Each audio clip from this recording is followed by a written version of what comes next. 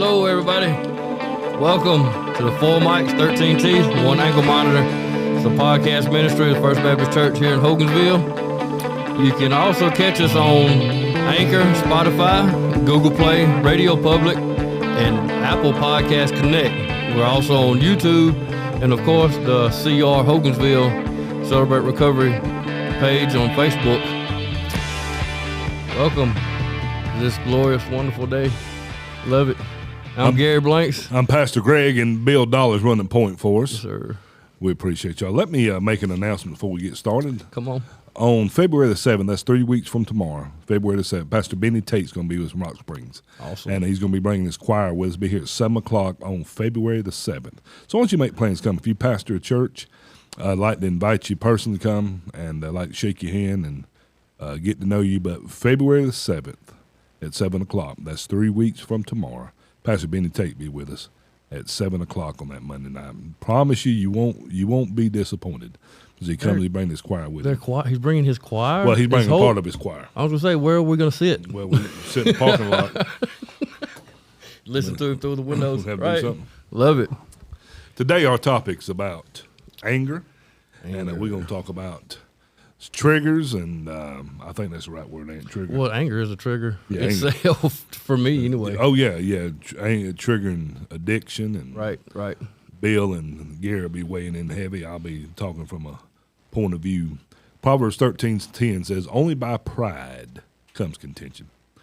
But the truth is, how many of us have got mad, said something, or did something even, that 5 minutes later, we wish to God we didn't ever say do something like that. Right. Well, anger, there's a lot of people out there say, he has multiple personalities. Well, yeah, I think everybody has a type of a multiple different personality. Anger will bring out a whole nother set of personalities in us. We'll get quick to be spiteful for revenge. Yep. The self-destructive anger, you Sure. just get angry, I just self-destruct, You ain't going to tell me what to do. Right now, I'm a grown man. I'm a grown man. You're not going to tell me what to do. I do my drug, but I take care of you. Don't be fronting on me. I got you. Bill, what you got to say about that? Speaking of this about being angry and pride. I think anger is something every man deals with. Probably most women, but especially men. I know it's something I've dealt with all my life. Sure. Yeah. And things happen to you that if you don't deal with them, they just fester. Yeah, right. Well, you're not working on it. You just stay mad about it, and it divides us. And, and anger is not, there's nothing about God that's angry.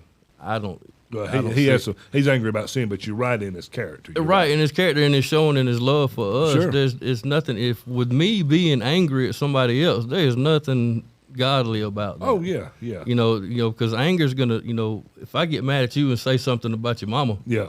It may be true. Your mama's fat, so what? That don't matter, right? But that's the thing, it divides us. Yeah, and as far as God's wanting us to do, he's wanting us to come together. That's right, you're right. And if we getting angry at each other, that's division, and Sure. the devil's winning. Right. And not today, Satan. Right. What's one thing, if you were to look into your heart, what is one thing that makes you mad? Ignorant people. You in a good place. You must stay mad all the time around here. No, but it just I'm not throwing punches at nobody. Yeah, but, you are. I'm right beside my head. And I'm the But preacher. no, I mean, but that's the mindset that we get in. As far as it's me being with me being a selfish person, Right. which as I have before. Sure. I know all about it. I'm not getting my way.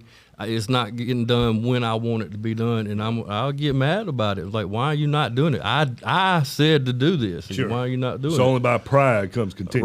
Right. You do something to me, I'm gonna do something to you. Right, that revenge. Bill, what's one thing that makes you angry? Well, like I was saying, I think it just festers. I mean, the more that's wrong with me, the angrier I am. Can you elaborate on that just a little bit? Well, if I've got a whole bunch of things that I know are wrong in my life, I'm just walking around angry because, first of all, I'm angry at myself. I'm angry at the life situations that are happening. I'm angry at God. I'm angry at my wife. I'm angry at everything. We might be trying to cover up something. Yeah. And trying to hide something, and somebody might point it out to me. And I'm like, what?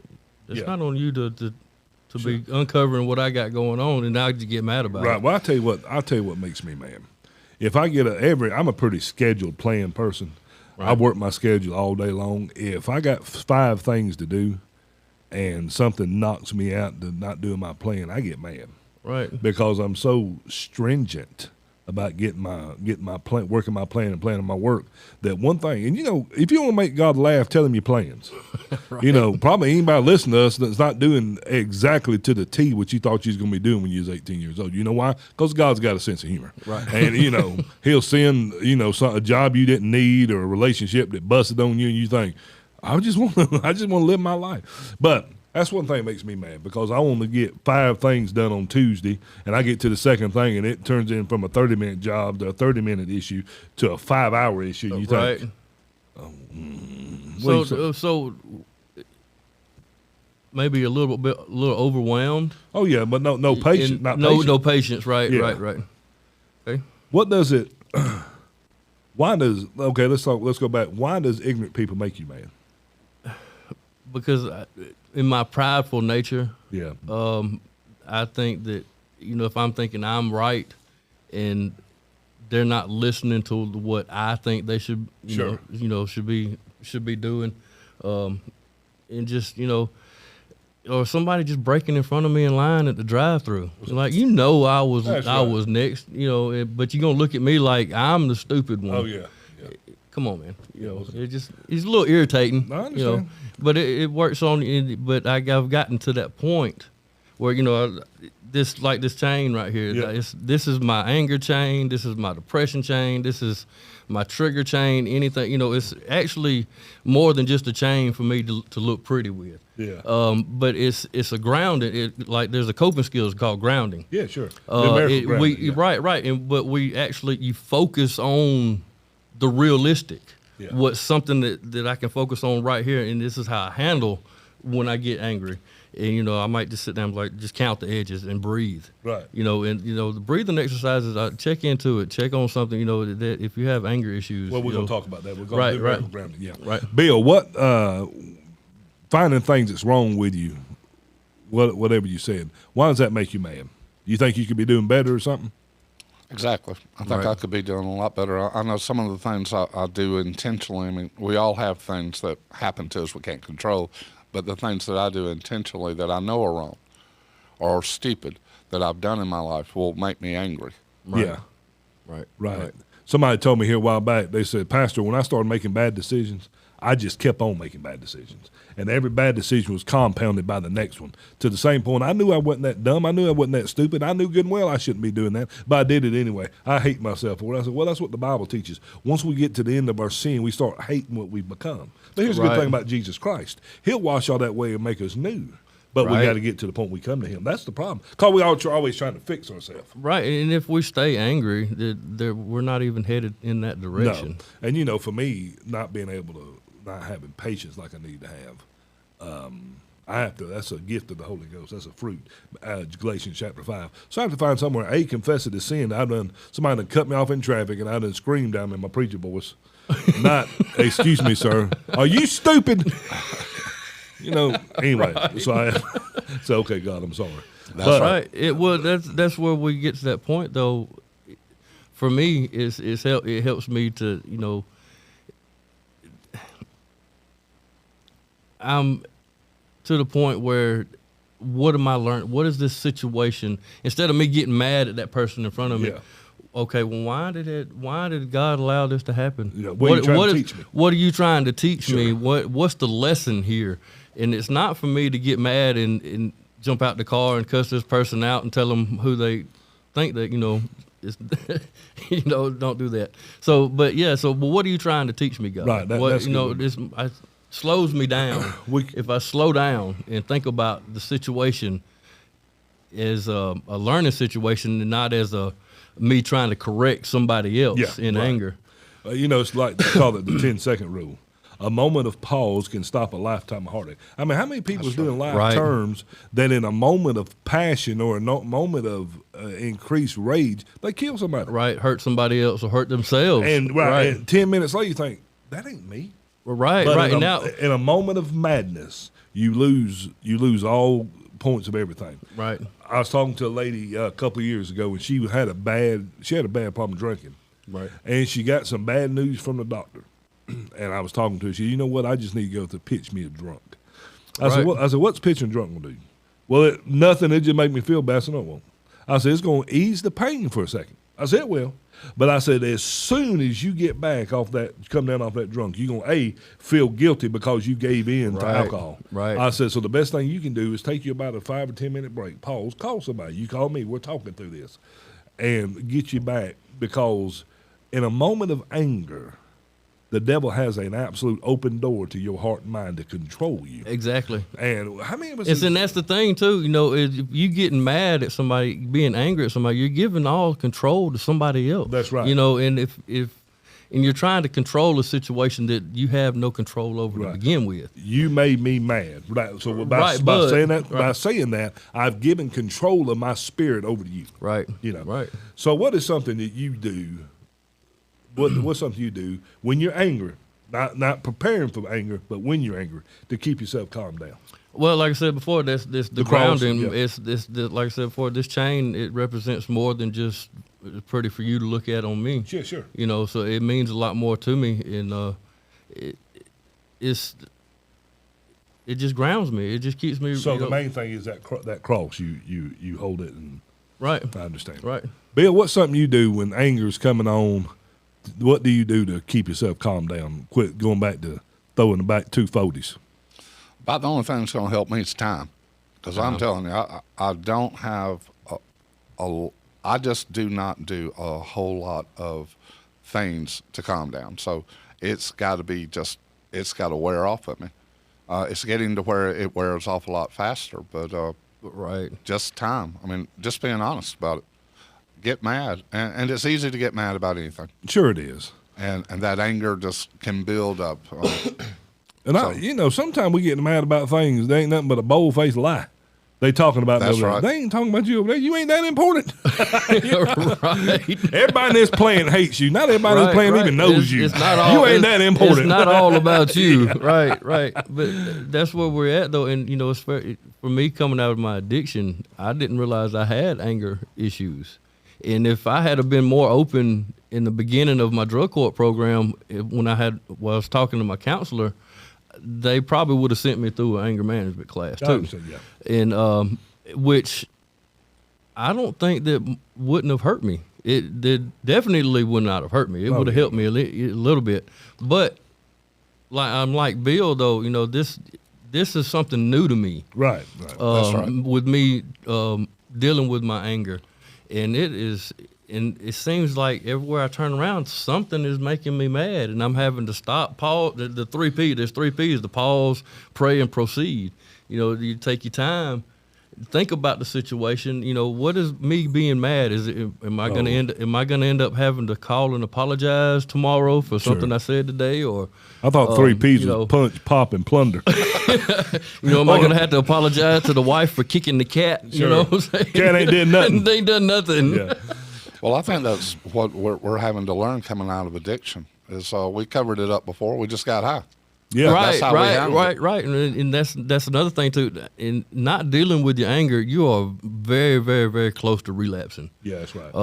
Because it's.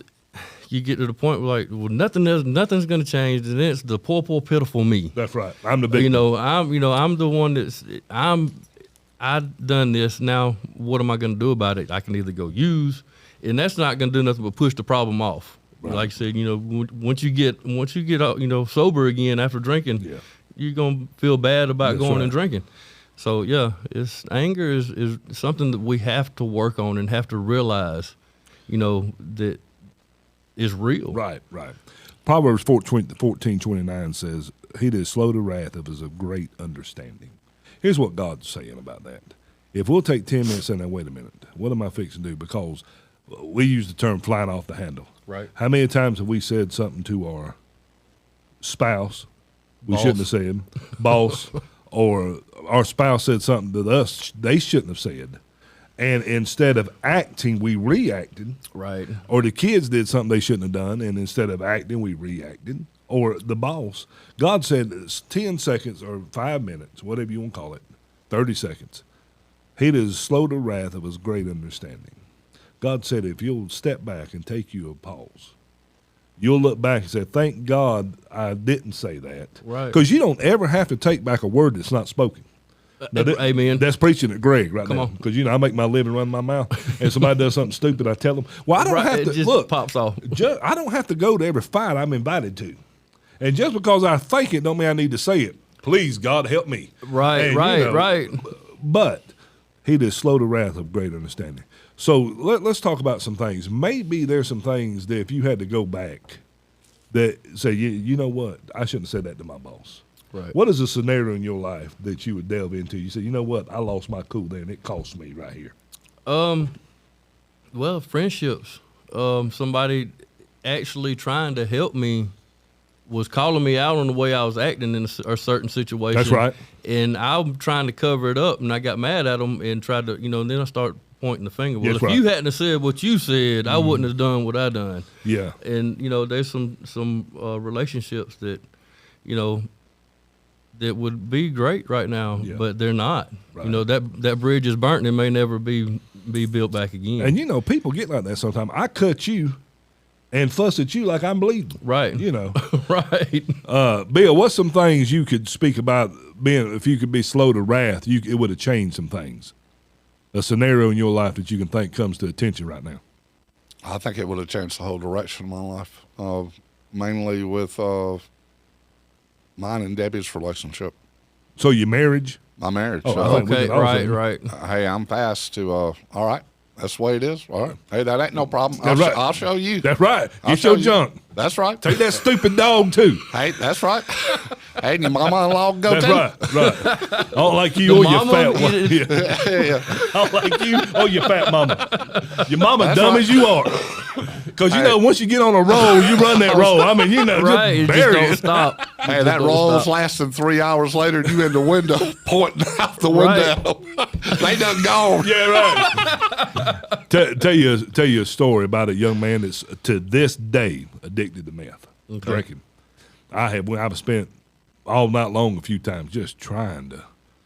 My gosh, I'm gonna tell you a story. Him and his daddy got now. He got drinking, lost his wife and his 2 kids. His wife was gonna stay with him, but the boy just went crazy. Drugs.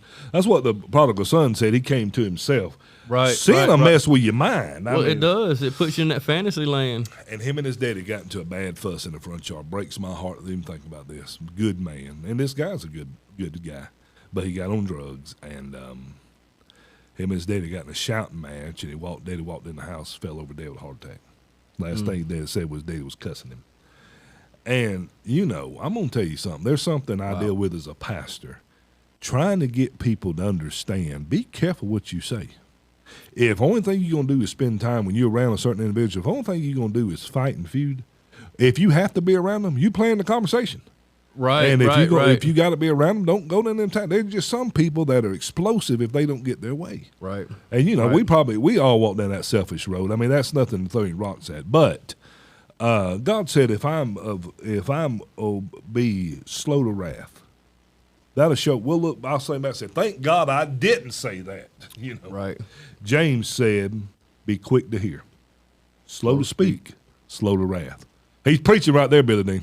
Right. Let's talk about being quick to hear. Are we quick to listen to people? No, we don't want to hear what nobody else got to say because, that's the pride thing in the man. It's I got it under control. I know what I'm talking about. You look at me, you say, Pastor Greg, it wouldn't hurt you to lose 30 pounds. And I look at you and say, you wouldn't hurt you to get your teeth back. Well, what he's saying to me is not going to hurt me. Right. And me insulting you because you trying to help me. That ain't going to then Bill, when you do something about them fat fingers. I mean, But that's how we do. Here we go. Somebody speak. You ready? Let's do it. Let's do it. Shoes on, shoes off, front yard or backyard. What you want to do? I beat your mama up. I beat you up. Well, here's the thing. Somebody that loves you is going to tell you the truth.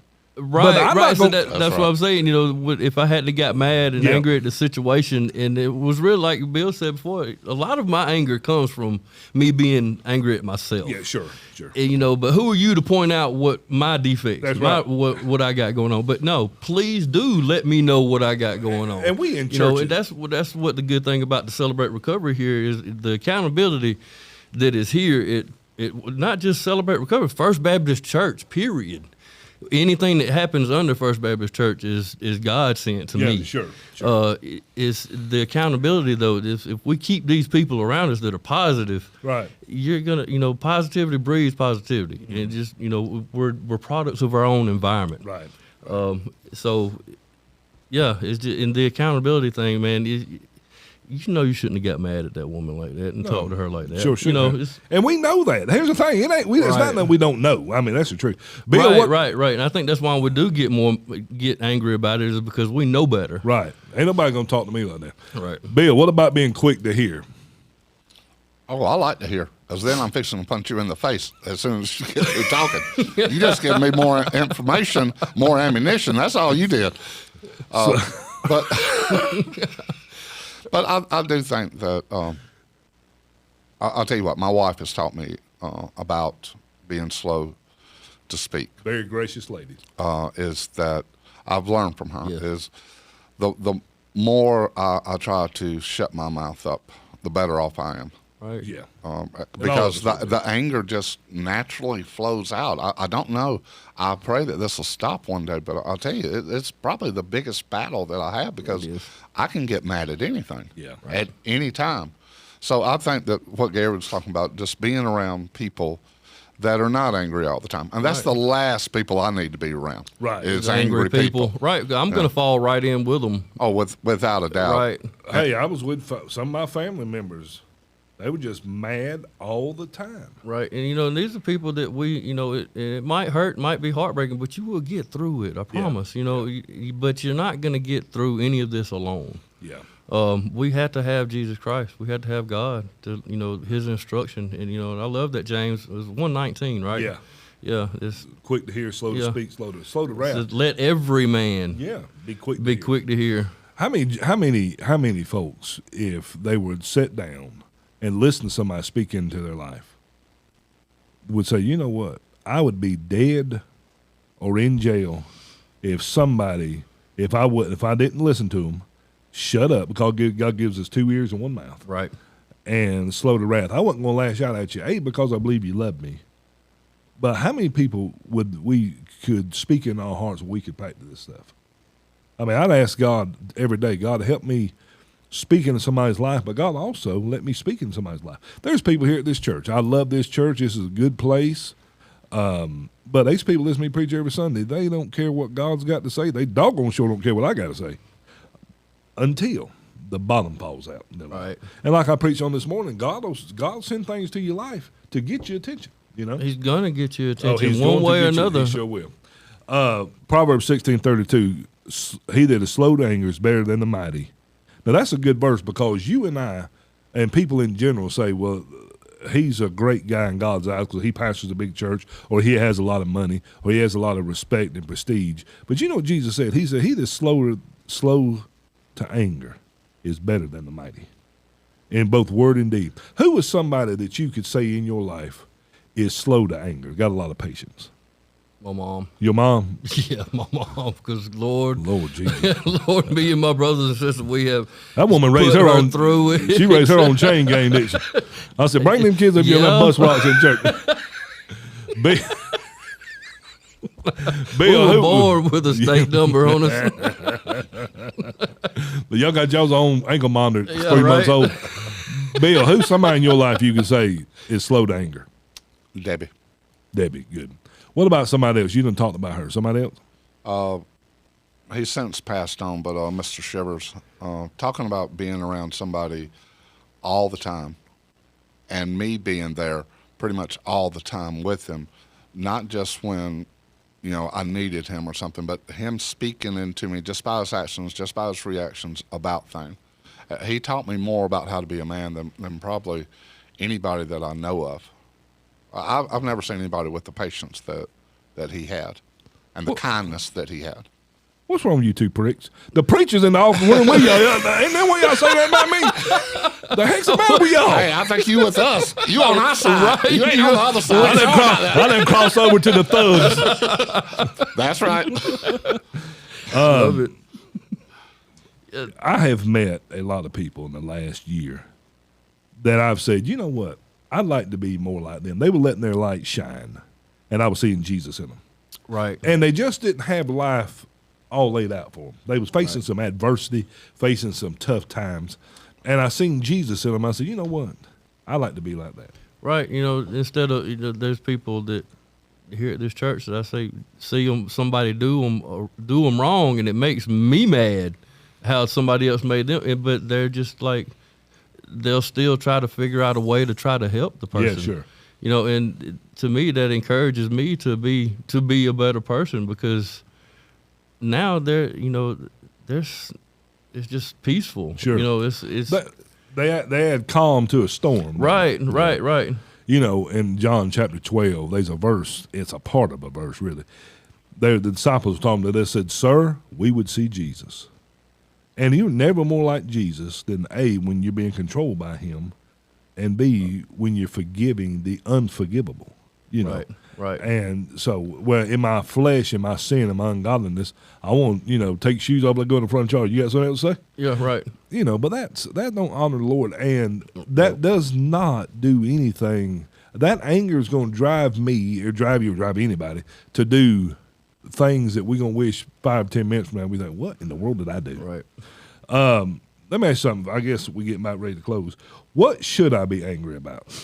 I mean, what should make me mad? Because, here it says, slow to wrath. So there comes a point where wrath, that doesn't matter go throwing stuff through the house, but there comes a point where say, okay, wait a minute. We've crossed the line. God got mad. Right. And, of course, he's God. He has the right to be mad. Right. But there are times where I ought to be mad. Hey, let me go first. Fire away. He got it. Hey, the sin in my own life. Right. That's what I'm thinking about. Right. I need to be madder and hate the sin in my life a whole lot more than I hate the sin in your life. Right. Exactly.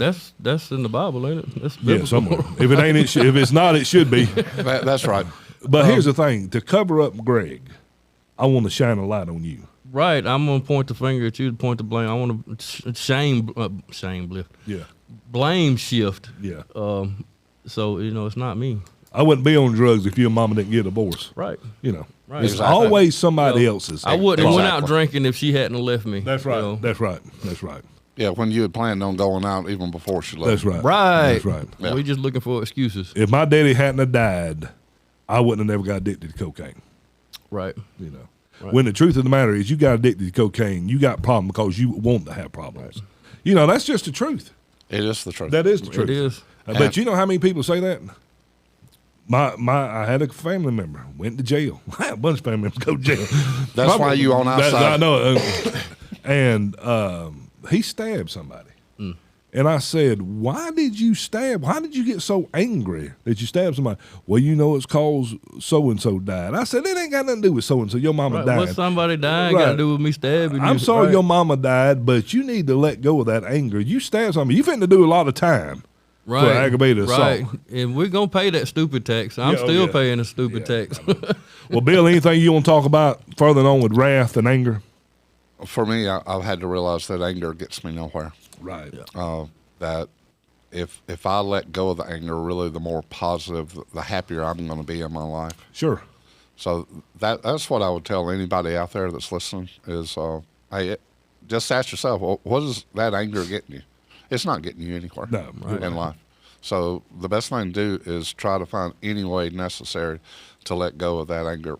Hey, come up here, Celebrate Recovery at First Baptist Church in Hogansville. We can tell you how we did. Right. So I would just encourage people with that. Right. Just reach out and just find yourself. Sure. Stop being mad at yourself. Let it go. Forgive yourself.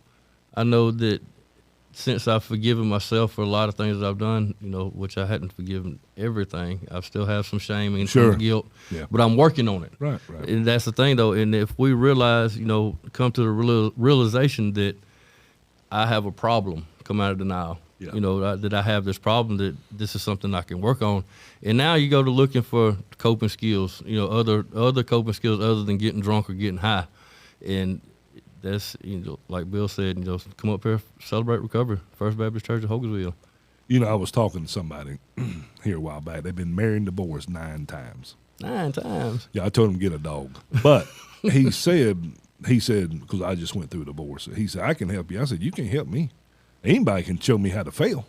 Right. I said, you know, show me how to succeed. Right. So here's what I feel like people get at Celebrate Recovery. They see the failure in our life because we tell them about it. We ain't no putting on any airs, ain't no putting on no dogs. Here's what we are. But there is somebody that has succeeded, and that's Jesus Christ. Amen. And he's the one that makes me new, makes you new, makes everybody new. So if you really are hunting help, but I'm not talking about hunting a crutch, not talking about hunting a blame game, but if you want help, we can help you. Because we all broke, and we'll introduce you to Jesus Christ. And Amen. He's the one that makes all things new. That's right. I love it. Why don't you close We us got up? some, well, first off, we got some things coming up. March 20th, we got you don't know? Larry Montgomery Merle Jr. coming, First Baptist Church of Hogansville. What time is that going to be at? 3 o'clock. At 3 o'clock. And it's going to be upstairs. Yes, it will be in the sanctuary at the church, First Baptist Church, 500 East Main Street, Hogansville, Georgia. And this right here, is it April? April 9th. April the 9th. We have a car show, and then later on that afternoon, from 10 to 2 here downtown Hogansville.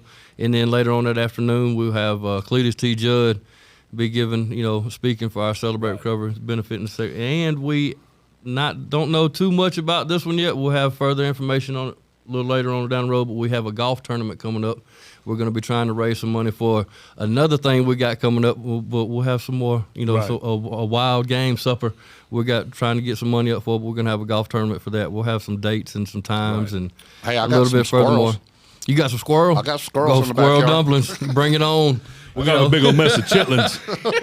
Hey, We got a lot of things going on, man. If y'all just reach out to us, inviting any and everybody. We love y'all. God bless you. Be patient. Be patient with others. You never know what anybody else is going through. So On be kind.